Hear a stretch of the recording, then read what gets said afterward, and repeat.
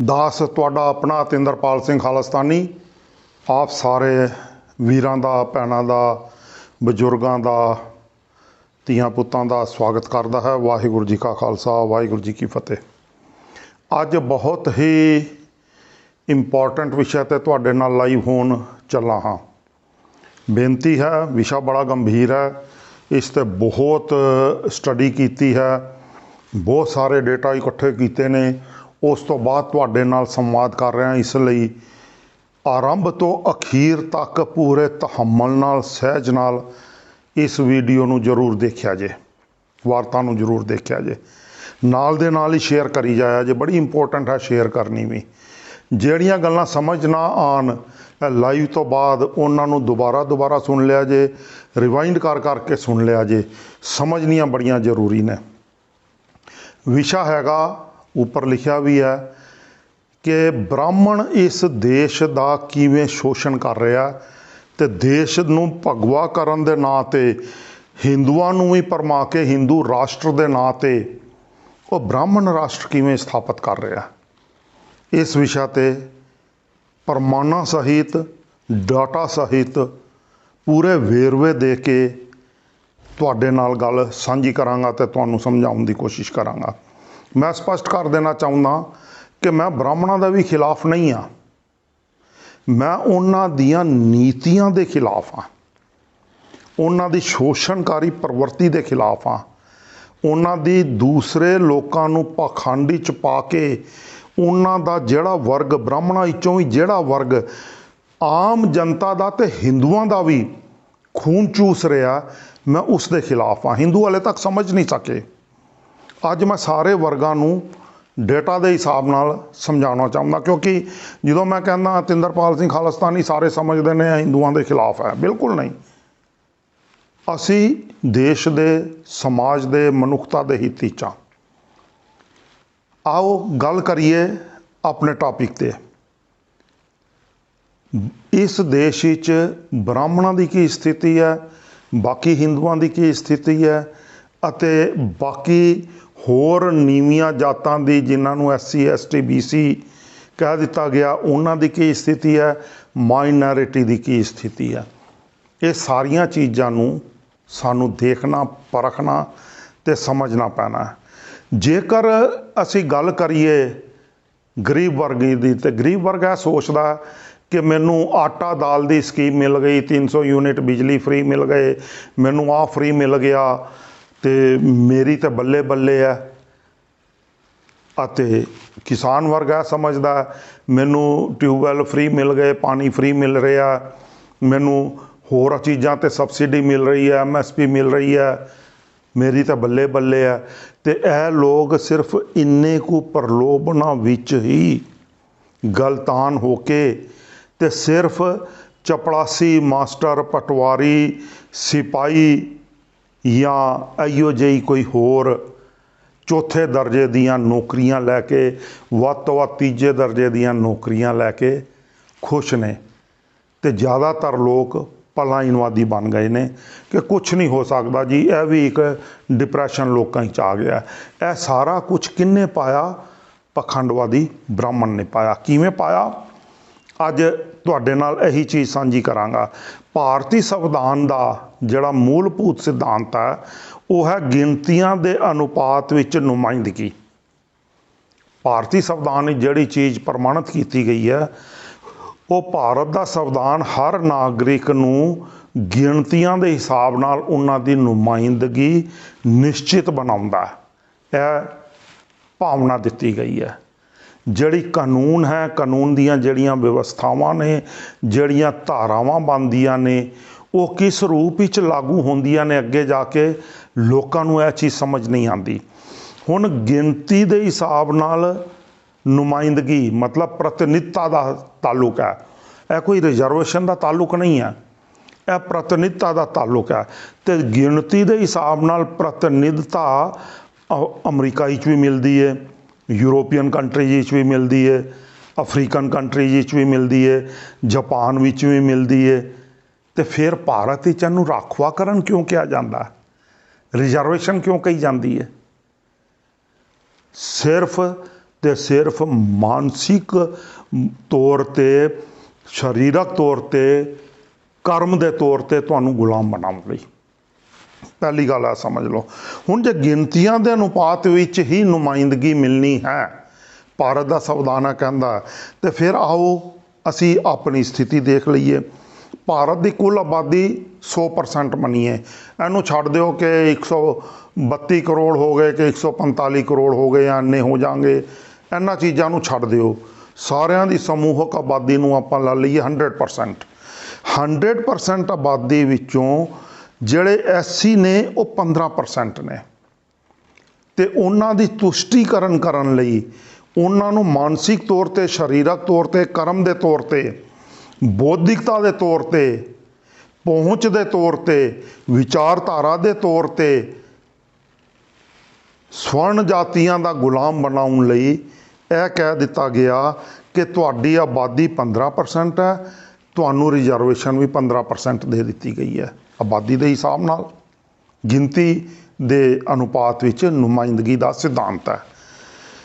ST ਦੀ ਆਬਾਦੀ 7.5% ਹੈ, ਉਹਨਾਂ ਦੀ ਵੀ ਰਿਜ਼ਰਵੇਸ਼ਨ ਰਾਖਵਾਂਕਰਨ 7.5% ਕਰ ਦਿੱਤਾ ਗਿਆ। ਗੱਲਾਂ ਨੂੰ ਸਮਝੀ ਜਾਇਆ ਜੇ, ਤਹੱਮਲ ਨਾਲ ਸੁਣੋ, ਨਾਲ ਦੇ ਨਾਲ ਸ਼ੇਅਰ ਕਰੀ ਜਾਓ, ਬੜੀ ਕੀਮਤੀ ਅੱਜ ਦੀ ਜਾਣਕਾਰੀ ਜੇ। OBC ਦੀ ਆਬਾਦੀ 52% ਹੈ। ਹੁਣ OBC ਦੀ ਆਬਾਦੀ 'ਚ ਜ਼ਿਆਦਾਤਰ ਮੱਧ ਵਰਗੀ ਪਰਿਵਾਰ ਵੀ ਆ ਜਾਂਦੇ ਨੇ, ਜਿਹੜੇ ਮਰਜ਼ੀ ਵਰਗ ਦੇ ਹੋਣ, ਸਿੱਖਾਂ ਦੇ ਹੋਣ, ਮੁਸਲਮਾਨਾਂ ਦੇ ਹੋਣ, ਹਿੰਦੂਆਂ ਦੇ ਹੋਣ। ਜ਼ਿਆਦਾ ਆਬਾਦੀ OBC 'ਚ ਹਿੰਦੂਆਂ ਦੀ ਹੈ।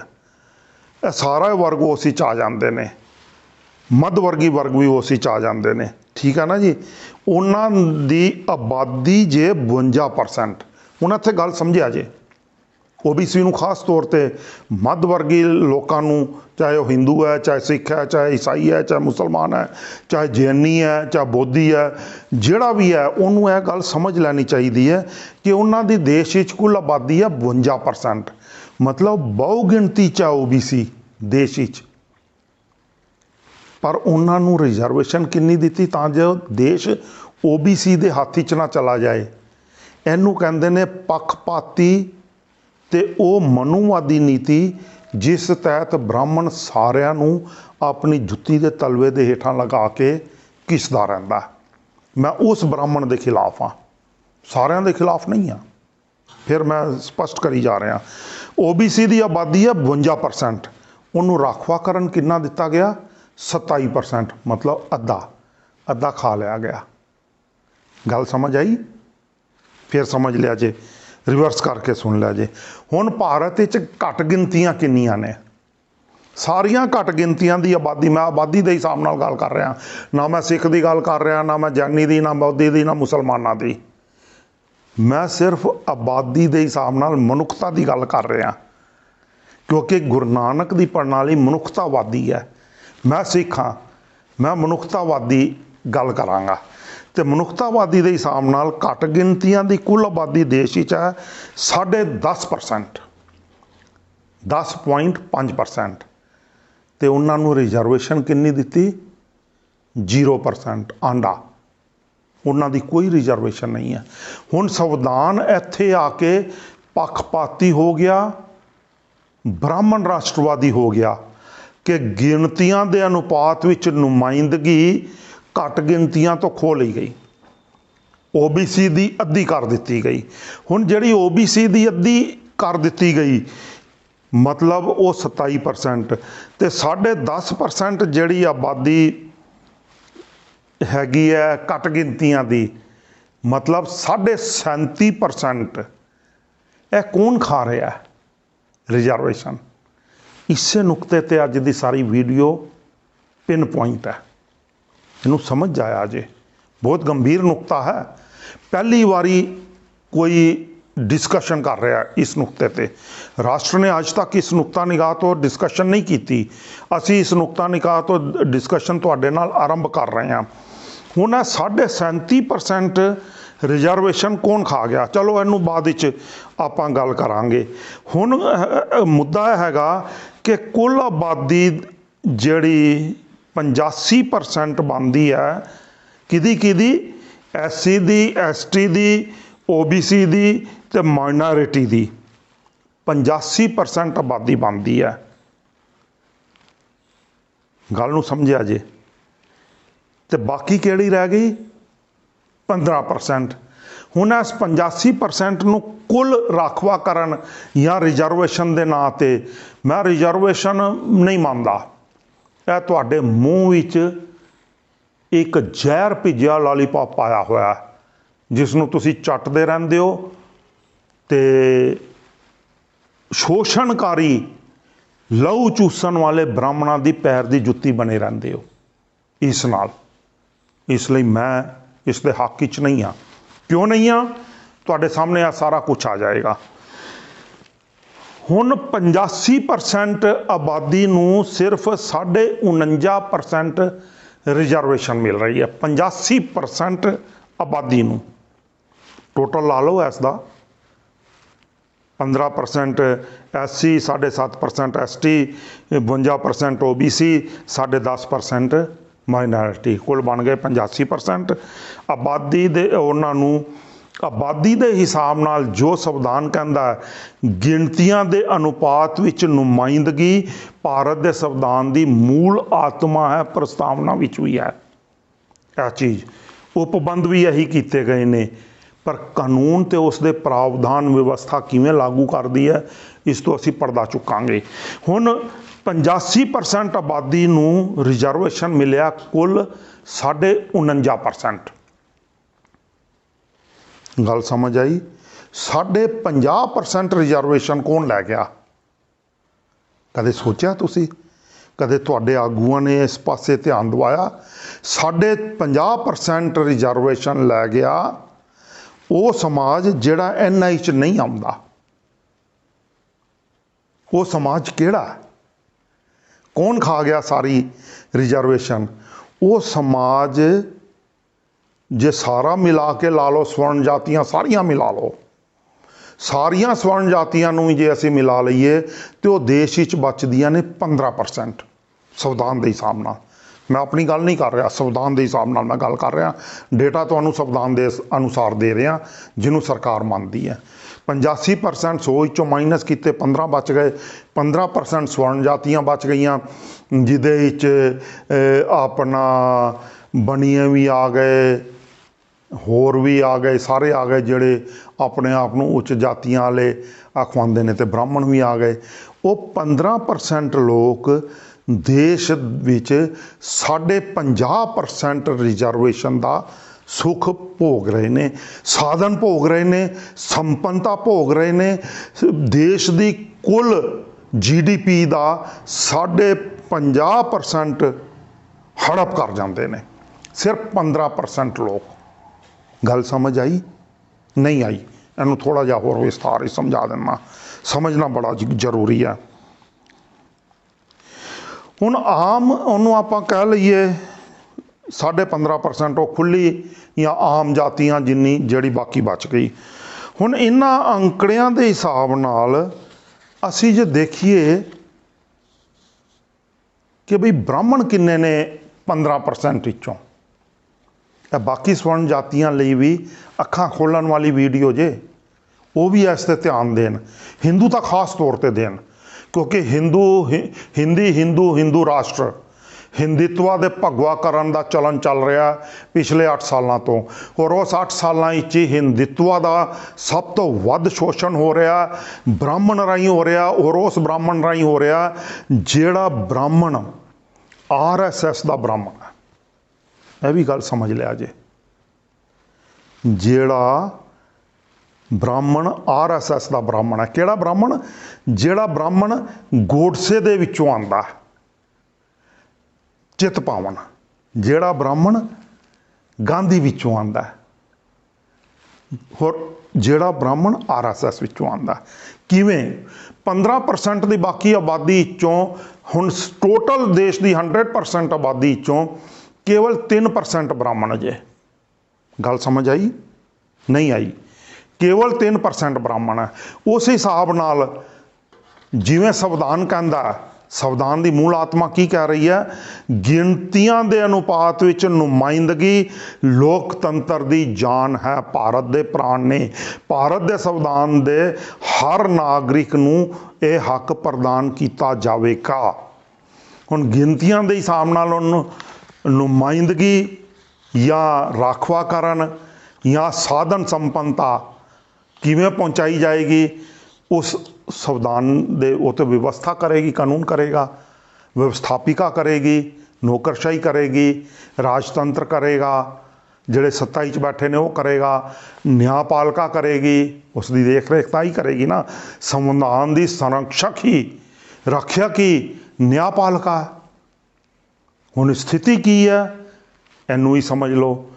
ਕੁੱਲ 3% ਬ੍ਰਾਹਮਣ ਨੇ। ਹੁਣ 3% ਬ੍ਰਾਹਮਣ ਵਿੱਚੋਂ ਵੀ ਜਿਹੜੇ ਮੈਂ ਤੁਹਾਨੂੰ ਦੱਸ ਦਿੱਤਾ ਉਹ ਖਾਸ ਵਰਗ ਨਾਲ ਸੰਬੰਧਿਤ ਨੇ, ਉਹਨਾਂ ਵਿੱਚੋਂ ਜਾਂ ਟੋਟਲ 3% ਬ੍ਰਾਹਮਣਾਂ ਵਿੱਚੋਂ ਹੁਣ ਕਿੱਥੇ ਕਿੱਥੇ ਕੀ ਕੀ ਕਾਬਜ਼ ਨੇ। 100% ਆਬਾਦੀ ਵਿੱਚੋਂ 49% ਆਬਾਦੀ SC ST OBC ਮਾਈਨੋਰਿਟੀ ਦੀ ਹੈ। 3% ਸਿਰਫ ਬ੍ਰਾਹਮਣ ਨੇ। ਮਤਲਬ 85% ਆਬਾਦੀ ਕੁੱਲ ਮਿਲਾ ਕੇ 85% ਤੇ ਉੱਚ ਜਾਤੀਆਂ ਵਿੱਚੋਂ 3% ਉਹ ਕੱਢ ਦਿੱਤਾ ਜਾਏ ਤਾਂ ਮਤਲਬ 97% ਲੋਕਾਂ ਦੇ ਹੱਕ 3% ਬ੍ਰਾਹਮਣ ਕਿਵੇਂ ਜੋਂਕ ਬਣ ਕੇ ਚੂਸ ਰਹੇ ਨੇ। ਤੁਹਾਡੀਆਂ ਨਾਲੀਆਂ ਵਿੱਚੋਂ ਵੀ ਜੋਂਕ ਬਣ ਕੇ ਸਾਰਾ ਲਹੂ, ਸੰਪੰਨਤਾ, ਸਾਧਨਤਾ, GDP, ਉਪਭੋਗ ਸਾਰਾ ਉਹ ਕਰ ਰਹੇ ਨੇ। 36 ਭਗਵਾਨ ਦੇ ਨਹੀਂ ਹੈ ਤਾਂ ਸਾਰੇ ਹੀ ਭੋਜਨ ਛਕ ਰਹੇ ਨੇ। ਕਿਵੇਂ? ਹੁਣ ਆ ਜਾਓ, ਲੋਕ ਸਭਾ ਵਿੱਚ 542 ਮੈਂਬਰ ਨੇ, ਉਹਨਾਂ ਵਿੱਚੋਂ ਗੱਲ ਸਮਝ ਲਿਆ ਜੇ, ਤੇ ਬਾਕੀ ਲੋਕ ਸਭਾ ਵਿੱਚ ਤੇ ਸੰਸਦ, ਮੈਂ ਪੂਰੀ ਸੰਸਦ ਦੀ ਗੱਲ ਕਰਾਂ, ਰਾਜ ਸਭਾ ਤੇ ਲੋਕ ਸਭਾ ਦੋਨਾਂ ਦੇ ਮਿਲਾ ਕੇ 80% ਭਾਰਤੀ ਸੰਸਦ ਵਿੱਚ ਬ੍ਰਾਹਮਣ ਨੇ। ਗੱਲ ਆਈ ਸਮਝ? 3% ਨੇ। ਆਬਾਦੀ ਦੇ ਹਿਸਾਬ ਨਾਲ ਪ੍ਰਤੀਨਿਧਤਾ ਮਿਲਣੀ ਚਾਹੀਦੀ ਹੈ, ਸੰਵਿਧਾਨ ਇਹ ਕਹਿ ਰਿਹਾ। ਤੇ ਜੇ ਆਬਾਦੀ ਦੇ ਹਿਸਾਬ ਨਾਲ ਪ੍ਰਤੀਨਿਧਤਾ ਮਿਲਦੀ ਹੈ ਤੇ SC ST ਨੂੰ, OBC ਨੂੰ ਰਿਜ਼ਰਵੇਸ਼ਨ ਦੇ ਤਹਿਤ ਰਾਜਨੀਤਿਕ ਸੰਤੁਸ਼ਟਤਾ ਦੇਣ ਲਈ ਉਹਨਾਂ ਨੂੰ ਉਨੀਆਂ ਸੀਟਾਂ ਰਿਜ਼ਰਵ ਕਰਕੇ ਸੰਤੁਸ਼ਟ ਕਰ ਦਿੱਤਾ ਗਿਆ। ਪਰ ਇਹ ਨਹੀਂ ਦੱਸਿਆ ਗਿਆ ਕਿ ਭਾਈ 97% ਜਿਹੜੀ ਆਬਾਦੀ ਹੈ ਉਸ ਦਾ ਸਾਰਾ ਹੱਕ 3% ਬ੍ਰਾਹਮਣ ਮਾਰ ਗਏ। ਆਬਾਦੀ ਦੇ ਹਿਸਾਬ ਨਾਲ ਪ੍ਰਤੀਨਿਧਤਾ, ਤੁਸੀਂ ਤਾਂ ਰਿਜ਼ਰਵੇਸ਼ਨ ਲੈ ਕੇ ਕੱਛਾਂ ਵਜਾਈ ਫਿਰਦੇ ਹੋ ਜੀ, ਸਾਡੀਆਂ ਸੀਟਾਂ ਰਿਜ਼ਰਵ ਨੇ, ਸਾਡੀਆਂ ਨੌਕਰੀਆਂ ਰਿਜ਼ਰਵ ਨੇ, ਸਾਡਾ ਇਹ ਰਿਜ਼ਰਵ ਹੈ, ਸਾਡਾ ਉਹ ਰਿਜ਼ਰਵ ਹੈ। ਮਿਲਿਆ ਕੀ ਤੁਹਾਨੂੰ? ਇਸ 'ਤੇ ਮੈਂ ਤੁਹਾਡਾ ਧਿਆਨ ਖਿੱਚਣਾ ਚਾਹੁੰਦਾ, ਧਿਆਨ ਗੋਚਰ ਕਰਨਾ ਚਾਹੁੰਦਾ, ਪਿੰਨ ਪੁਆਇੰਟ ਕਰਨਾ ਚਾਹੁੰਦਾ, ਕਿੱਲਾ ਇਹ ਗੱਡਣਾ ਚਾਹੁੰਦਾ ਤੁਹਾਡੇ ਹਿੱਕ 'ਚ ਕਿ ਉਹ ਤੁਸ਼ਟੀਕਰਨ ਕਰਕੇ ਤੁਹਾਨੂੰ ਜ਼ਹਿਰ ਦਾ ਲੋਲੀਪੌਪ ਤੁਹਾਡੇ ਮੂੰਹ 'ਚ ਪਾ ਕੇ ਤੁਹਾਡੇ ਆਗੂਆਂ ਨਾਲ ਤੁਹਾਡਾ ਸ਼ੋਸ਼ਣ ਕਰਨ ਲਈ ਕੁੱਲ ਸੰਸਦ ਵਿੱਚ 80% ਬ੍ਰਾਹਮਣ ਜੇ ਰਿਜ਼ਰਵੇਸ਼ਨ ਦੇ ਬਾਵਜੂਦ। ਲੋਕ ਸਭਾ 80% ਬ੍ਰਾਹਮਣ ਨੇ, ਰਾਜ ਸਭਾ 96% ਬ੍ਰਾਹਮਣ ਨੇ। ਭਾਰਤ ਵਿੱਚ 50% ਗਵਰਨਰ ਬ੍ਰਾਹਮਣ ਨੇ। ਇਹ ਨਾ ਸਮਝਿਆ ਜੇ ਹੁਣ ਸਾਡੇ ਰਾਸ਼ਟਰਪਤੀ ਜੀ ਮੁਰਮੂ ਜੀ ਬਣ ਗਏ, ਸਵਾਗਤ ਵੀ ਹੋ ਗਿਆ, ਪਹਿਲੀ ਵਾਰੀ ਬਣੇ ਨੇ 75 ਸਾਲਾਂ 'ਚ, ਉਹਨਾਂ ਦਾ ਅਸੀਂ ਸਵਾਗਤ ਵੀ ਕਰਦੇ ਹਾਂ। ਪਰ ਉਹ ਇਹਨਾਂ ਚੀਜ਼ਾਂ 'ਤੇ ਕਦੇ ਗੌਰ ਕਰਨਗੇ? ਜਿਹੜਾ ਇਹ ਵੱਡਾ ਫਲॉप ਕੀਤਾ ਜਾ ਰਿਹਾ, ਦੇਸ਼ ਨਾਲ ਧੋਖਾ ਦਿੱਤਾ ਜਾ ਰਿਹਾ ਦੇਸ਼ ਦੀ ਆਬਾਦੀ ਨੂੰ। ਲੋਕਤੰਤਰ ਗਿਣਤੀ ਦੇ ਹਿਸਾਬ ਨਾਲ ਜਿਹੜੀ ਸਾਧਨ ਸੰਪੰਨਤਾ ਤੇ ਨੁਮਾਇੰਦਗੀ ਦੀ ਗੱਲ ਕਰਦਾ, ਉਸ ਨੂੰ ਭੰਗ ਕੀਤਾ ਜਾ ਰਿਹਾ। ਕਦੇ ਹੁਣ ਮੁਰਮੂ ਜੀ ਇਸ ਪਾਸੇ ਧਿਆਨ ਦੇਣਗੇ? ਇਹ ਆਉਣ ਵਾਲਾ ਸਮਾਂ ਦੱਸੇਗਾ। ਹਾਲੇ ਉਹਨਾਂ ਨੇ ਓਥ ਚੁੱਕਣੀ ਆ। 50% ਗਵਰਨਰ ਬ੍ਰਾਹਮਣ ਨੇ, 33% ਕੈਬਨਿਟ ਸਕੱਤਰ ਬ੍ਰਾਹਮਣ ਨੇ, ਮੰਤਰੀਆਂ ਦੇ ਸਕੱਤਰ 54% ਬ੍ਰਾਹਮਣ ਜੇ। लिखण की लोड़ नहीं, यह वीडियो तुसी सेव करके रख लिया जे, हमेशा ਲਈ ਤੇ ਤੁਹਾਡੀ आने वाली पीढ़ियां ਲਈ भी यह काम आएगी कि भारत विच किस तरीके नाल बेवकूफ बनाया जा रहा सारिਆਂ ਨੂੰ ਤੇ देश का ब्राह्मणीकरण किया जा रहा। वधीक 62% ब्राह्मण जे, 62%, मंत्रियों के 54%, वधीक 62%, ਜਿਹੜੇ निजी ਸਕੱਤਰ रखे होंगे ने वो 70% ब्राह्मण जे। यूनीवर्सिटियां वाइस चांसलर लगभग 90% ब्राह्मण है। इस गिनती मैं खिमा चाहूँगा क्योंकि मैं सर्वेखण किया अपने तौर पर, जिहड़ा मैनू सारिया सरकारी वैबसाइटों तो मिल गया। गिनती हो सकता परसेंटेज कोई 1% उपर हेठां हो जाए, ज़्यादा नहीं हो सकती। 1 प्लस माइनस दी मैं खिमा चाहूँगा तुहाडे तो उन्होंने तुसी ठीक कर सकते हो।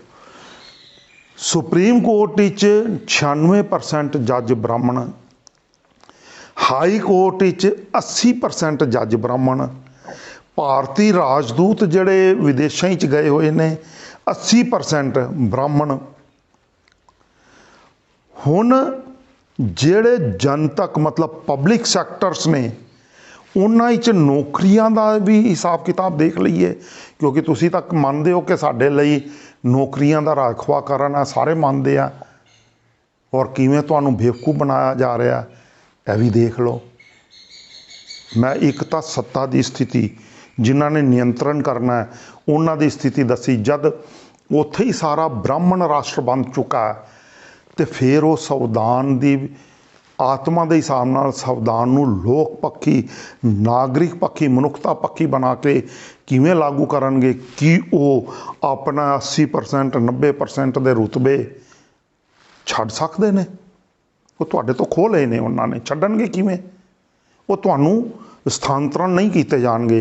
तो आप संविधान की आत्मा के गिणतियां के अनुपात विच नुमाइंदगी संविधान का मुख एजेंडा है, तो यह गारंटी देंदा संविधान, यह सिर्फ एक कागजी गारंटी बन के तुहाडे अगे रह गई। मैं सत्ता का वर्णन तुहाडे तक कर दिता। हुण आओ जनतक अदारियां विच नौकरियां की की स्थिति है। केंद्री नौकरियां विच 87% ब्राह्मण ने, राज दियां राजां दियां नौकरियां 82% ब्राह्मण ने। उन्हें ना कहना शुरू कर दिया जे कि जी JK तो है नहीं जी, पंजाब तो है नहीं जी। नहीं, मैं 100% देश की आबादी का सर्वेखण करके कह रहा, स्टेट वाइज मैं नहीं कह रहा। मुद्दा स्टेट वाइज है ही नहीं, ना इन्हूं स्टेट वाइज बनाया जे, यह राष्ट्रीय मुद्दा है। असी एक राष्ट्र की गल कर रहे हैं, एक कानून की गल कर रहे हैं, एक संविधान की गल कर रहे हैं। एक राष्ट्र, एक कानून, एक संविधान की जिथे गल चलती होए वो कईओ जी गल चलती है। क्यों की जा रही है? क्योंकि ब्राह्मणवादी राष्ट्रवादिता का एका स्थापित करने लई की जा रही है। मैं उसके प्रमाण दे रहा तुहानूं, इसलिए राज्यां विच ना उलझिया जे। राज सरकारां 82% ब्राह्मण ने, बैंक विच 97% ब्राह्मण ने, एयरलाइनस 60% ब्राह्मण ने, IAS 70% ब्राह्मण ने, IPS 60% ब्राह्मण ने, TV अदारियां ते बॉलीवुड 83% ब्राह्मण ने, CBI CX अते कस्टम 72% ब्राह्मण जे, मंदिरां 100% ब्राह्मण जे, मीडिया 90% ब्राह्मण जे। मैं ब्राह्मण की स्थिति दस रहा तुहानूं कि देश हिंदू राष्ट्र भी नहीं जो बन रहा। हिंदू राष्ट्र ते भगवे करन दे एक छलावे देश नूं चित पावन ब्राह्मण मनुवादी बनाया जा रहा। किवें बनाया जा रहा मैं उसकी गल तुहाडे नाल सांझी कीती है। हुण जे भारत अंदर जिथे भारत दे संविधान ने हर नागरिक नूं गिणतियां दे अनुपात विच नुमाइंदगी दा लोकतंत्र ते सुतंत्रता प्रदान कीती है, वो हुण लोकां नूं समझना चाहिए कि वो सुख तुहाडे तक पहुंचिया जां नहीं पहुंचिया। मैं आंकड़े तुहानूं दे दित्ते, कुछ होर आंकड़े भी तुहाडे नाल सांझे करांगा गल्लां नूं समझाउण वास्ते। वीडियो नूं अंत तक जरूर देखिया जे, बड़ी जरूरी है देखना। ਜਿੱਥੇ ਸਮਝ ਨਾ ਆਏ ਮੈਂ ਬਾਰ-ਬਾਰ ਕਹਿ ਰਿਹਾ, ਰਿਮਾਈਂਡ ਕਰਕੇ ਦੇਖਿਆ ਜੇ, ਯਾਰਾਂ ਦੋਸਤਾਂ ਨਾਲ ਹਨੇਰੀ ਆਕਣ ਨੂੰ ਸ਼ੇਅਰ ਕਰ ਦਿਓ ਤਾਂ ਕਿ ਸਾਰਿਆਂ ਨੂੰ ਸਮਝ ਆਏ, ਖਾਸ ਤੌਰ ਤੇ ਹਿੰਦੂਆਂ ਨੂੰ ਸਮਝ ਆਏ ਕਿ ਹਿੰਦੂਆਂ ਦੇ ਭਗਵਾ ਕਰਨ ਔਰ ਹਿੰਦੂ ਰਾਸ਼ਟਰ ਦੇ ਹਿੰਦੀ ਦੇ ਨਾਂ ਤੇ ਕਿਵੇਂ ਇੱਕ ਖਾਸ 3% ਜਿਹੜੀ ਜਾਤੀ ਹੈ ਬ੍ਰਾਹਮਣ, ਉਹ ਤੁਹਾਡੇ ਸਾਰੇ ਹੱਕਾਂ ਤੇ ਡਾਕਾ ਮਾਰ ਗਈ, ਤੁਹਾਡਾ ਸਾਰਾ ਕੁਝ ਚੌਪਟ ਕਰ ਗਈ, ਤੁਹਾਨੂੰ ਕੰਗਾਲ ਕਰਕੇ ਰੱਖ ਦਿੱਤਾ ਉਹਨਾਂ ਨੇ ਭਾਰਤੀ ਸੰਵਿਧਾਨ ਦੇ ਤਹਿਤ। ਇਹ ਸਿਧਾਂਤ ਅਤੇ ਅਮਲ ਭਾਰਤੀ ਸੰਵਿਧਾਨਿਕ ਲੋਕਤੰਤਰ ਦੀ ਜਾਨ ਹੈ, ਜੋ ਲਾਗੂ ਕਿਵੇਂ ਹੁੰਦਾ ਮੈਂ ਅੱਜ ਉਸ ਤੋਂ ਪਰਦਾ ਚੁੱਕ ਰਿਹਾ। ਬਹੁਤ ਮਿਹਨਤ ਕਰਕੇ ਇਹ ਵੀਡੀਓ ਬਣਾਈ ਹੈ, ਜਿਸ ਲਈ ਆਪਣੇ ਭਲੇ ਅਤੇ ਆਉਣ ਵਾਲੀਆਂ ਪੀੜ੍ਹੀਆਂ ਦੇ ਮਫਾਦ ਲਈ ਆਰੰਭ ਤੋਂ ਅਖੀਰ ਤੱਕ ਲਗਾਤਾਰ ਸ਼ੇਅਰ ਕਰਦੇ ਰਿਹਾ ਜੇ। ਸਾਨੂੰ ਸਮਝ ਨਾ ਆਵੇ ਅਤੇ ਸਮਝ ਆਉਣ ਵਾਸਤੇ ਆਪਣੀ ਚੇਤਨਾ ਨੂੰ ਚੇਤਨ ਕਰਨਾ ਬੜਾ ਜ਼ਰੂਰੀ ਹੈ। ਉਹ ਇਸ ਵੀਡੀਓ ਰਾਹੀਂ ਤੁਸੀਂ ਹੋ ਸਕਦੇ ਹੋ। ਹੁਣ ਜਿਹੜੀ ਰਿਜ਼ਰਵੇਸ਼ਨ ਦੀ ਤਥਾਕਥਿਤ ਸੱਚਾਈ ਅਤੇ ਤਾਸੀਰ ਹੈ ਭਾਰਤ ਵਿੱਚ, ਆਓ ਉਸ 'ਤੇ ਵੀ ਥੋੜ੍ਹੀ ਜਿਹੀ ਵਿਚਾਰ ਕਰ ਲਈਏ ਕਿ ਇਹਦੀ ਤਾਸੀਰ ਕੀ ਹੈ। ਆਖਿਰ ਇਹ ਕਿਵੇਂ ਮਾਰ ਰਹੀ ਹੈ, ਕਿਵੇਂ ਘੁੰਡ ਬਣ ਕੇ ਸਾਰਿਆਂ ਨੂੰ ਖਾ ਗਈ ਹੈ, ਹਿੰਦੂਆਂ ਨੂੰ ਹੀ ਖਾ ਗਈ ਹੈ, ਘੁੰਡ ਬਣ ਕੇ ਅੰਦਰ ਵੜ ਗਿਆ, ਤੁਹਾਡੇ ਮਾਸ ਤੋਂ ਤੁਹਾਡੀਆਂ ਹੱਡੀਆਂ ਵਿੱਚ, ਬੋਨ ਮੈਰੋ ਵਿੱਚ ਵੜ ਗਿਆ। ਤੁਹਾਨੂੰ ਸਮਝ ਨਹੀਂ ਆ ਰਹੀ, ਤੁਸੀਂ ਐਵੇਂ ਹੀ ਨਾਅਰੇਬਾਜ਼ੀ ਕਰੀ ਜਾ ਰਹੇ ਹੋ, ਸੜਕਾਂ ਤੇ ਖੂਨ ਵਹਾਈ ਜਾ ਰਹੇ ਹੋ, ਇੱਕ ਦੂਜੇ ਨਾਲ ਲੜਾਈ ਕਰੀ ਜਾ ਰਹੇ ਹੋ। ਕੋਈ ਮੁੱਦਾ ਜਾਤਵਾਦ ਦਾ ਨਹੀਂ ਹੈ ਭਾਰਤ ਵਿੱਚ, ਨਾ ਮੈਂ ਜਾਤਵਾਦ ਦੇ ਮੁੱਦੇ ਦੀ ਗੱਲ ਕਰ ਰਿਹਾ, ਮੈਂ ਮਨੁੱਖਤਾ ਲਈ ਨਾਗਰਿਕਾਂ ਦੇ ਮੁੱਦੇ ਦੀ ਗੱਲ ਕਰ ਰਿਹਾ। ਜੋ ਭਾਰਤ ਸੰਵਿਧਾਨ ਕਹਿੰਦੀ ਹੈ, ਕੀ ਕਹਿੰਦਾ ਭਾਰਤ ਦਾ ਸੰਵਿਧਾਨ? ਕਹਿੰਦਾ ਗਿਣਤੀਆਂ ਦੇ ਅਨੁਪਾਤ ਵਿੱਚ ਨੁਮਾਇੰਦਗੀ।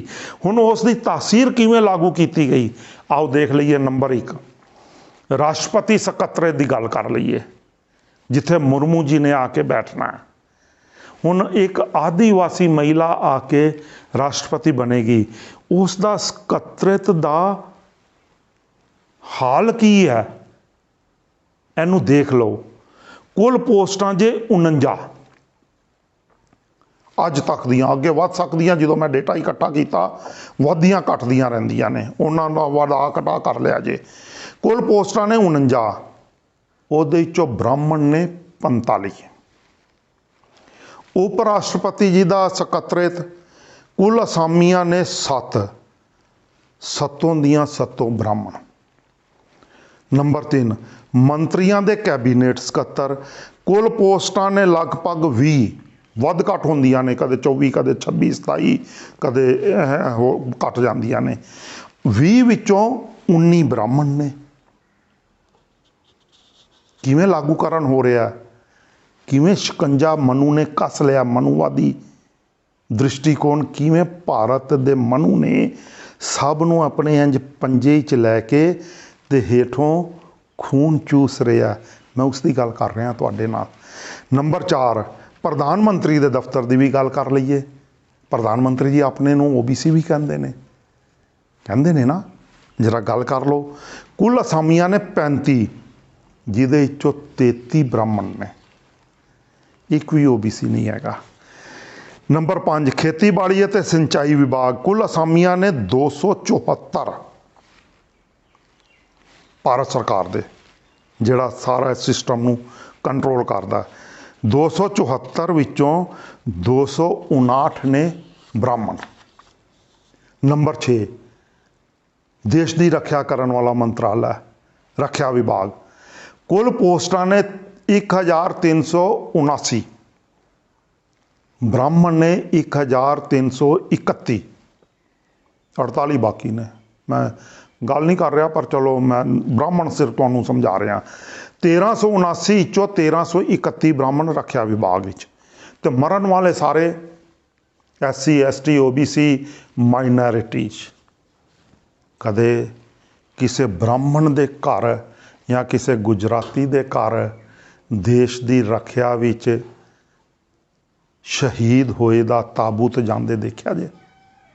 ਸਵਾਲ ਹੈ ਮੇਰਾ ਨਿੱਕਾ ਜਿਹਾ, ਗਲਤ ਵੀ ਹੋ ਸਕਦਾ, ਮੈਂ ਸੁਧਾਰ ਦਿਆ ਜੇ। ਜਿੰਨੇ ਹੈਗੇ ਆ ਸਾਰਿਆਂ ਦੀ ਆਪਾਂ ਸਾਂਝੀ ਗੱਲ ਕਰ ਰਹੇ ਹਾਂ। ਤੇ ਰੱਖਿਆ ਵਿਭਾਗ ਤੋਂ ਬਾਅਦ ਨੰਬਰ 7 ਤੇ ਆ ਜਾਈਏ, ਸਮਾਜ ਕਲਿਆਣ ਅਤੇ ਸਿਹਤ ਵਿਭਾਗ। ਹੁਣ ਸਾਰਿਆਂ ਨਾਲ ਸੰਬੰਧਿਤ ਹੈ, ਮੰਤਰਾਲਾ ਬੜਾ ਵੱਡਾ। इस विच कुल असामियां ने 209 उच्च पद्धर दियां, जिहड़ा सारे भारत नूं कंट्रोल, मैं उन्हां असामियां की गल कर रहा जिहड़े सारे भारत नूं कंट्रोल करदियां ने। कंट्रोलिंग पावर किन्ना दे हत्थ विच है, सारे महकमिਆਂ ਦੀ, मैं वो गल कर रहा तुहाडे नाल, शेयर करी जाया जे। समाज कल्याण ਅਤੇ सेहत मंत्रालय कुल असामियां 209, 192 ब्राह्मण। 8 नंबर ते वित्त मंत्रालय कुल 1008, 942 ब्राह्मण। नंबर 9 गृह मंत्रालय, बड़ा इंपोर्टेंट जे शाह जी का मंत्रालय, कुल पोस्टां 409, 377 ब्राह्मण। नंबर 10 किरत मंत्रालय, कुल पोस्टां 74 ने, 70 ब्राह्मण। नंबर 11 रसायन ਅਤੇ ਪੈਟਰੋਲ मंत्रालय, कुल पोस्टां 121 हैं, 112 ब्राह्मण। नंबर 12 राजपाल ਅਤੇ उप राजपालों के दफ्तर, उन्हां कुल पोस्टां ने 27, ਜਿਹੜੇ उन्हां दे मेन बंदे ने जिन्हां नाल राज भवन कंट्रोल हुंदा है, 27 चों 25 ब्राह्मण। नंबर 13 विदेशों च राजदूत, फॉरेन मिनिस्ट्री के अंदर 140 ते 140 दे 40 ब्राह्मण। यूनीवर्सिटियां दे वाइस चांसलर 108, 108 दे 108 ब्राह्मण। नंबर 15 प्रमुख सकत्तर 26, 26 दे 26 ब्राह्मण। हाई कोर्ट के जज 330, 326 ब्राह्मण। सुप्रीम कोर्ट के जज कुल असामियां लगभग जो मैं सर्वे किया उदों 23 सी, 23 दे 23 ब्राह्मण। देश विच ब्यूरोक्रेसी जिन्हों नौकरशाही कहते, जिन्होंने समुची नौकरशाही जिन्ना राही कंट्रोल होंदी है, वो किहड़े ने? IFS, IAS और IPS, इन्हां दी भी आपां गिनती कर लईए। कुल IAS अफसर 3600, जिस विच 2950 ब्राह्मण। बहुत वड्डी एक समाचार एजेंसी है PTI, कुल पोस्टां 2700, 2700 दे 2700 PTI च ब्राह्मण। हुण देश विच शंकराचार्य भी ने, कुल ने 5, 5 दे 5 ब्राह्मण। गल समझ आई? शंकराचार्य की मैं गल आखिर च की, चाहे हेठां तो उपर चले जाओ, चाहे उपर तो शंकराचार्य तक आ जाओ, ब्राह्मण राष्ट्र बन रहा, ब्राह्मणवाद चल रहा। 3% ब्राह्मण 97% देश की जनता का शोषण कर रहा, खून चूस रहा, उसके साधन लुट रहा, तो जिन्ने भी देश तो भगोड़े हुए वो भी किसी ना किसी ढंग नाल ब्राह्मणों नाल जुड़े हुए ने। देश की संपत्ति लैके जोड़े भज गए वो भी ब्राह्मण। हुण देश विच ओपन या जनरल वर्ग की आबादी है सिर्फ 15%। मैं जिहड़ी गल तुहानूं समझाई है, हुण इह गल नूं थोड़ा जिहा गौर कर लिया जे। अते उन्हां दा राखवाकरण दिता जा रहा 50%, 15% आबादी नूं 50% राखवाकरण दिता जा रहा। उन्हां विचों 15% विचों विदेशी ब्राह्मण सिर्फ 3% के लगभग है। ये घट गिनती ब्राह्मण लोग असल विच 90% रिजर्वेशन की खपत नूं खा रहे ने।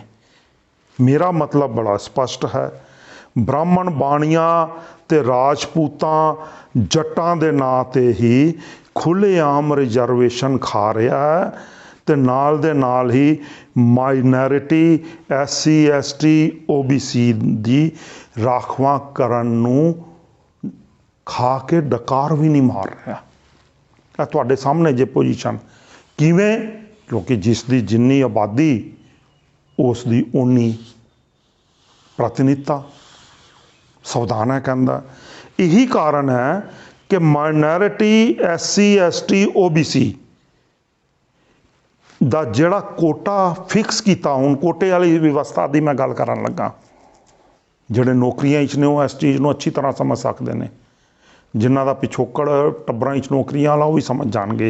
हुण कोटा प्रणाली च पिछले 65 सालों तो अज तक ਇਹਨਾਂ ਦਾ ਕੋਟਾ ਨਹੀਂ ਭਰਿਆ ਗਿਆ ਤੇ ਤਰਸਯੋਗ ਸਥਿਤੀ ਬਣਾ ਦਿੱਤੀ ਗਈ ਹੈ। ਉਹਨਾਂ ਦੇ ਆਬਾਦੀ 52% ਹੈ, ਉਹਨਾਂ ਦਾ ਰਾਖਵਾਂਕਰਨ 57.5% ਹੈ OBC ਦਾ, ਮੈਂ ਤੁਹਾਨੂੰ ਪਹਿਲਾਂ ਦੱਸ ਚੁੱਕਾ। ਤੇ ਬਾਕੀਆਂ ਦਾ ਧੱਕਾ, ਉਹ ਅੱਜ ਤੱਕ ਇਹਨਾਂ ਦੇ ਲੀਡਰਾਂ ਨੇ ਵੀ ਨਹੀਂ ਅੱਜ ਤੱਕ ਇਸ ਚੀਜ਼ ਨੂੰ ਕਦੇ ਸੋਚਿਆ, ਸਮਝਿਆ ਤੇ ਪਰਖਿਆ, ਤੇ ਨਾ ਹੀ ਕਦੇ ਉਹਨਾਂ ਨੇ ਗੌਰ ਕੀਤਾ। ਹੁਣ ਉੱਪਰੋਂ ਦੇਖੋ, ਅਪਰਾਧੀਕਰਨ ਦੀ ਮਾਨਸਿਕਤਾ ਇਹ ਬਣਾਈ ਜਾ ਰਹੀ ਹੈ ਦੇਸ਼ ਵਿੱਚ। ਸੰਵਿਧਾਨਕ ਅਪਰਾਧੀਕਰਨ ਜਿਹੜਾ ਹੋ ਰਿਹਾ, ਕਾਨੂੰਨ ਰਾਹੀਂ, ਵਿਵਸਥਾ ਰਾਹੀਂ, ਨੌਕਰਸ਼ਾਹੀ ਰਾਹੀਂ ਤੇ ਇਹਨਾਂ ਸਾਰੇ ਉੱਚ ਅਹੁਦਿਆਂ ਰਾਹੀਂ, ਜਿਨ੍ਹਾਂ ਦੀ ਮੈਂ ਤੁਹਾਡੇ ਨਾਲ ਗਿਣਤੀ ਕਰ ਚੁੱਕਾ ਹਾਂ, ਇੱਕ ਅਪਰਾਧੀਕਰਨੀ ਤੰਤਰ ਵਿੱਚ ਦੇਸ਼ ਬ੍ਰਾਹਮਣ ਰਾਸ਼ਟਰਵਾਦੀ ਬਣ ਰਿਹਾ, ਰਾਸ਼ਟਰ ਬਣ ਰਿਹਾ, ਹਿੰਦੂ ਰਾਸ਼ਟਰਵਾਦੀ ਨਹੀਂ ਬਣ ਰਿਹਾ। ਜੋ ਮਾਨਸਿਕਤਾ ਅਪਰਾਧੀਕਰਨ ਦੀ ਮਾਨਸਿਕਤਾ ਬਣਾਈ ਜਾ ਰਹੀ ਹੈ ਕਿ ਰਿਜ਼ਰਵੇਸ਼ਨ ਦਾ ਆਧਾਰ ਆਰਥਕ ਹੋਣਾ ਚਾਹੀਦਾ ਹੈ, ਕਿਉਂਕਿ ਜਦੋਂ ਸੂਝ ਆ ਰਹੀ ਹੈ ਉਹਨਾਂ ਨੂੰ ਆਰਥਕ ਆਧਾਰ ਦੇਣ ਦੀ ਕੋਸ਼ਿਸ਼ ਕੀਤੀ ਜਾ ਰਹੀ ਹੈ, ਜਿਸ ਦਾ ਮਤਲਬ ਹੈ ਕਿ ਘੱਟ ਗਿਣਤੀ ਸਿੱਖਾਂ ਅਤੇ ਮੱਧ ਵਰਗੀ ਆਮ ਜਨ ਤੋਂ ਨੌਕਰੀਆਂ ਦਾ ਅਧਿਕਾਰ ਖੋਹ ਲਿਆ ਜਾਵੇ। ਕਿਉਂ? ਕਿਉਂਕਿ ਇਹ ਸਾਰੇ ਹੀ ਇਨਕਮ ਟੈਕਸ ਪੇਈ ਨੇ। ਤੇ ਮਤਲਬ ਜੇ ਥੋੜ੍ਹਾ ਬਹੁਤ ਮਾਈਨੋਰਿਟੀ ਨੂੰ, ਮੱਧ ਵਰਗ ਨੂੰ ਜੇ ਥੋੜ੍ਹੀ ਬਹੁਤ ਰਿਲੀਫ ਮਿਲੀ ਵੀ ਹੈ, ਉਹ ਆਰਥਕ ਰਿਜ਼ਰਵੇਸ਼ਨ ਦੇ ਨਾਂ 'ਤੇ ਉਹ ਵੀ ਖੋਹ ਲਈ ਜਾਵੇ, ਮਤਲਬ ਉਹ ਵੀ ਬ੍ਰਾਹਮਣ ਨੂੰ ਹੀ ਮਿਲ ਜਾਏ ਸਾਰੀ। ਹੁਣ ਬ੍ਰਾਹਮਣ ਕਿਹਨਾਂ ਦੇ ਮੋਢਿਆਂ 'ਤੇ ਖੜ ਕੇ ਸ਼ੋਸ਼ਣ ਕਰ ਰਿਹਾ? ਮੈਂ ਤੁਹਾਨੂੰ ਦੱਸ ਦਿੱਤਾ, ਬ੍ਰਾਹਮਣ ਮੋਢਿਆਂ 'ਤੇ ਖੜ ਕੇ ਸ਼ੋਸ਼ਣ ਕਰ ਰਿਹਾ ਹੈ ਰਾਜਪੂਤਾਂ ਦਾ, ਰਾਜਪੂਤਾਂ ਦੇ ਮੋਢਿਆਂ 'ਤੇ ਖੜ ਕੇ, ਜੱਟਾਂ ਦੇ ਮੋਢਿਆਂ 'ਤੇ ਖੜ ਕੇ ਅਤੇ ਬਾਣੀਆਂ ਦੇ ਮੋਢਿਆਂ 'ਤੇ ਖੜ ਕੇ ਆਪਣਾ ਮਤਲਬ ਸਿੱਧ ਕਰ ਰਿਹਾ। ਦੇ ਉਹਨਾਂ ਨੂੰ ਵੀ ਕੁਛ ਨਹੀਂ ਰਿਹਾ, ਉਹਨਾਂ ਨੂੰ ਵੀ ਕੁਛ ਨਹੀਂ ਜੇ ਦੇ ਰਿਹਾ, ਉਹਨਾਂ ਨੂੰ ਆਪਣੇ ਨਾਲ ਰਲਾ ਕੇ ਮਤਲਬ ਸਿੱਧ ਕਰ ਰਿਹਾ। ਤੇ ਉਹ ਆਰਥਕ ਤੰਤਰ ਵਿੱਚ ਹੁਣ ਉਹਨਾਂ ਨੂੰ ਉਹ ਆਰਥਕ ਰਿਜ਼ਰਵੇਸ਼ਨ ਵਿੱਚ ਲਿਆਉਣਾ ਚਾਹੁੰਦਾ। ਇਸੇ ਆਧਾਰ 'ਤੇ ਹੀ ਆਰਥਕ ਆਧਾਰ ਲਾਗੂ ਕਰਕੇ ਬ੍ਰਾਹਮਣਾਂ ਨੇ OBC ਦੇ ਰਾਖਵੇਂਕਰਨ ਦਾ ਸਮਰਥਨ ਕੀਤਾ, ਜੋ ਜ਼ੀਰੋ ਬਣਾ ਦਿੱਤਾ ਗਿਆ। ਜੇ ਇੰਝ ਹੋ ਗਿਆ ਤੇ OBC ਦਾ, ਮਾਈਨੋਰਿਟੀ ਦਾ ਤੇ ਬਹੁਤ ਹੱਦ ਤੱਕ ਜਿਹੜੀ ਰਿਜ਼ਰਵੇਸ਼ਨ ਕੈਟੇਗਰੀ SC ST ਦੀ ਆ ਰਹੀ ਹੈ, ਉਹਨਾਂ ਵਿੱਚ ਵੀ ਜਿਹੜੀ ਕਰੀਮੀ ਲੇਅਰ ਹੈ, ਟੈਕਸ ਪੇਈ ਲੇਅਰ ਹੈ, ਉਸ ਤੋਂ ਸਾਰੇ ਅਧਿਕਾਰ ਖੋਹ ਲਏਗਾ ਤੇ ਉਹ ਵੀ ਫਿਰ ਬ੍ਰਾਹਮਣ ਆਪ ਚੱਟ ਕਰ ਜਾਏਗਾ, ਚੂਸ ਜਾਏਗਾ, ਕਿਉਂਕਿ ਵਿਵਸਥਾ ਪ੍ਰਣਾਲੀ ਉਸੇ ਦੇ ਅੰਦਰ ਹੈ। ਤੇ ਉਹ ਬੜੀ ਹੀ ਮਨੂਵਾਦੀ ਸੋਚ ਦੇ ਹਿਸਾਬ ਨਾਲ ਇੱਕ ਬੜੇ ਕਲਪਿਤ ਪਾਤਰ, ਚਾਣਕਿਆ ਨੀਤੀ ਦਾ, ਚਾਣਕਿਆ ਸੂਤਰ, ਅਰਥ ਸ਼ਾਸਤਰ, ਕੂਟਨੀਤੀ, ਇਹ ਕਲਪਿਤ ਪਾਤਰ ਹੈ। ਚਾਣਕਿਆ ਕੋਈ ਨਹੀਂ ਹੋਇਆ। ਬ੍ਰਾਹਮਣ ਨੇ ਆਪਣੇ ਆਪ ਨੂੰ ਚਾਣਕਿਆ ਦੇ ਰੂਪ ਵਿੱਚ ਸਥਾਪਿਤ ਕਰ ਲਿਆ। ਇਤਿਹਾਸ ਵਿੱਚ ਕਿਤੇ ਵੀ ਚਾਣਕਿਆ ਨਹੀਂ ਹੈ। ਮੇਰੀ ਇੱਕ ਵੀਡੀਓ ਹੈ C5 ਚੈਨਲ 'ਤੇ ਚੱਲਦੀ ਪਈ ਹੈ, ਤੁਸੀਂ ਉਸ ਨੂੰ ਦੇਖ ਸਕਦੇ ਹੋ। ਚਾਣਕਿਆ ਕੋਈ ਪਾਤਰ ਹੀ ਨਹੀਂ ਹੈਗਾ। ਉਹ ਬੜੀ ਸ਼ਾਤਰ ਨੀਤੀ ਹੈ ਬ੍ਰਾਹਮਣਾਂ ਦੀ, ਜਿਸ ਤਹਿਤ ਉਹਨਾਂ ਨੇ ਇਹ ਸਾਰਾ ਕਬਜ਼ਾ ਕੀਤਾ, ਜਿਹੜੇ ਮੈਂ ਤੁਹਾਨੂੰ ਡੇਟਾ ਦਿੱਤੇ ਨੇ। ਇਸ ਲਈ ਕੋਟਾ ਪ੍ਰਣਾਲੀ ਜਿਸ ਵੇਲੇ ਭਰਿਆ ਜਾਏਗਾ ਤੇ ਜਿਹੜੀ ਰਿਜ਼ਰਵੇਸ਼ਨ ਬਚੇਗੀ ਉਹ ਵੀ ਮਤਲਬ ਜਿਹੜੀ ਵਾਧੂ ਹੋ ਜਾਏਗੀ, ਉਹ ਵੀ ਬ੍ਰਾਹਮਣ ਹੜਪ ਕਰ ਜਾਏਗਾ। ਇਸ ਲਈ ਭਾਰਤ ਦੀ ਮੂਲ ਸੰਵਿਧਾਨਕ ਧਾਰਨਾ ਕਿ ਗਿਣਤੀਆਂ ਦੇ ਅਨੁਪਾਤ ਵਿੱਚ ਨੁਮਾਇੰਦਗੀ ਦਾ ਲੋਕਤੰਤਰ ਅਤੇ ਸੁਤੰਤਰਤਾ ਭਾਰਤ ਪ੍ਰਦਾਨ ਕਰਦਾ ਹੈ, ਇੱਕ ਛਲੇਡਾ ਬਣ ਕੇ ਰਹਿ ਗਿਆ। ਆਬਾਦੀ ਦੇ ਅਨੁਸਾਰ ਸਾਰੀਆਂ ਜਾਤਾਂ ਰਾਖਵਾਂਕਰਨ ਦਿੱਤਾ ਜਾਵੇ। ਜੋ ਬ੍ਰਾਹਮਣ 3% ਹੈ, ਇਸ ਲਈ ਉਹਨਾਂ ਨੂੰ ਸਿਰਫ 3% ਰਾਖਵਾਂਕਰਨ ਮਿਲਣਾ ਚਾਹੀਦਾ ਅਤੇ 3% ਤੋਂ ਵੱਧ ਜਿੱਥੇ ਜਿੱਥੇ ਵੀ ਬ੍ਰਾਹਮਣ ਹੈ ਉੱਥੋਂ ਉਸ ਨੂੰ ਫਰਕ ਕੀਤਾ ਜਾਣਾ ਚਾਹੀਦਾ। ਅਤੇ ਜਿਹੜੀ 97% ਆਬਾਦੀ ਹੈ ਉਸ ਵਿੱਚੋਂ ਲਾਇਕ ਬੰਦਿਆਂ ਨੂੰ ਉਹਨਾਂ ਸਥਾਨਾਂ 'ਤੇ ਨਿਯੁਕਤੀ ਮਿਲਣੀ ਚਾਹੀਦੀ ਹੈ। ਸਾਡੀ ਇਹ ਮੰਗ ਹੋਣੀ ਚਾਹੀਦੀ ਹੈ। ਭਾਰਤ ਦੇ ਨਾਗਰਿਕਾਂ ਦਾ ਭਵਿੱਖ ਐਸੇ 'ਤੇ ਟਿਕਿਆ, ਸਾਡੀ ਆਉਣ ਵਾਲੀਆਂ ਨਸਲਾਂ ਦਾ ਵੀ ਭਵਿੱਖ ਐਸੇ 'ਤੇ ਟਿਕਿਆ।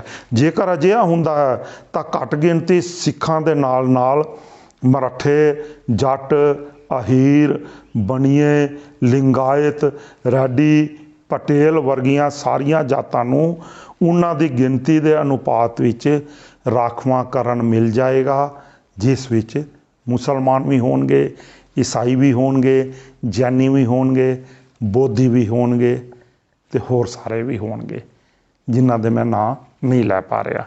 इसे नूं कहंदे हन गुरु नानक दी नानकशाही प्रणाली दा खालसताई राज, जिस दा टीचा अंत उहदा नहीं है। नानकशाही प्रणाली दा टीचा जिन्नी गल मैं तुहाडे नाल कीती, नानकशाही प्रणाली ते जिस वेले मैं विचार करदा उसनूं जिस वेले विस्तार करदा फिर डेटा मेरे सामने आते ने।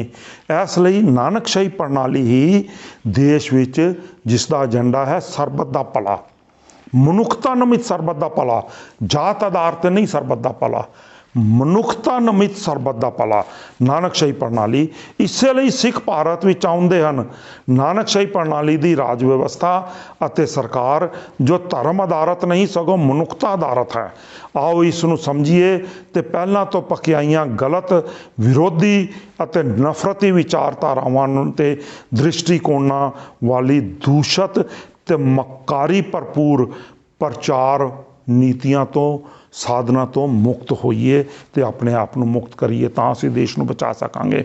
इन्हां सबना विच समाजिक अंदरूनी लड़ाई पैदा करन लई हुण गल समझिया जे, इन्हां सारे वर्गां विच जिहड़े 97% ने उन्हां दी गल कर रहा मैं, उन्हां विच समाजिक अंदरूनी लड़ाई पैदा करन लई ते इन्हां विच आपो अपने समाज विच ही इन्हां वर्गां नूं हमेशा लड़ाई जाण लई राजनीतिक रिजर्वेशन तो दे दी गई, बाकी सारी खो ली गई, तां जो इन्हां सबना वर्गां विच अंदरूनी खाना जंगी राजनीतिक आपो तापी नाल पैदा की जा सके ते इन्हां विच एक अंदरूनी अनारकी हमेशा बनी रहे ते मूल मुद्दे नूं ब्राह्मणां दी तासीर नूं समझ ही ना सकन।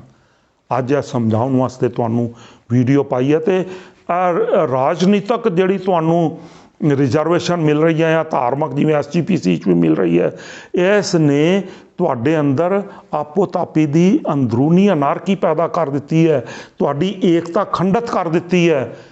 और ब्राह्मण यही चाहता सी कि तुसी आपस में लड़ते रहो, खिंडरत रहो, कदे मूल उद्देशां ते मूल नीतियां बारे ना सोचो, तां जो तुहाडा खून चूसता रहे। वो इसी च कामयाब हो गया, तुहानूं सिर्फ राजनीतिक रिजर्वेशन दे के। गल समझिया जे, बड़ी गंभीर गल्लां कर रहा मैं तुहाडे नाल। जाति आधारित समाजिक प्रणाली नूं त्याग के पहले पड़ाई च आबादी अनुपातक लोकतंत्री दावे ते सानूं एक मत होण दी लोड़ है। इस तो बाद दूजे पड़ाव ते नानकशाही व्यवस्था अते प्रणाली वाली मनुखता आधारित साधन संपन्नता दी एकसार वंड अते लाभपात्री समाज के गठन वाल वधन की सख्त अते शोरोमणी लोड़ है। इस तो बगैर अंत उदा भारत ही संभव ही नहीं हैगा, जिसनूं गुरु नानक दी नानकशाही संविधानक प्रणाली बिना किसी वितकरे अते वर्ग जाति वंड तो सरबत दा भला निशाने विच हलेमी राज दे संकल्प विच सार्थक करदी है ते उस विच इस ब्राह्मण दा भी हित आउंदा है। मैं होर व्याख्या विच नहीं जाना चाहुंदा, तुसीं मैनूं इन्ने तहम्मल नाल सुनिया, वीडियो नूं शेयर किया, शायद आ वीडियो तुहाडे आउण वालियां नस्लां लई भी बड़ी लाहेवंद होए, भारत की असल तस्वीर नूं तुसीं समझ सको, ब्राह्मण की असल तस्वीर नूं तुसीं समझ सको। यही मेरा उद्देश्य सी, किसी जात के खिलाफ जाना मेरा उद्देश्य नहीं है, किसी धर्म के खिलाफ जाना उद्देश्य नहीं है। भारत की संविधानकता दे सूत्र विच भारत नूं एक करना ते संविधान अनुसार चलाउणा ते भारत विचों किसी भी जातवादी अनारकी नूं खत्म कराउणा मेरा उद्देश्य है।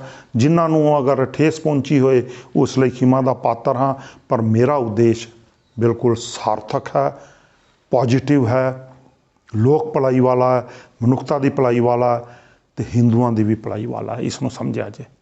आग्ञा दिओ। वाहिगुरू जी का खालसा, वाहिगुरू जी की फतेह।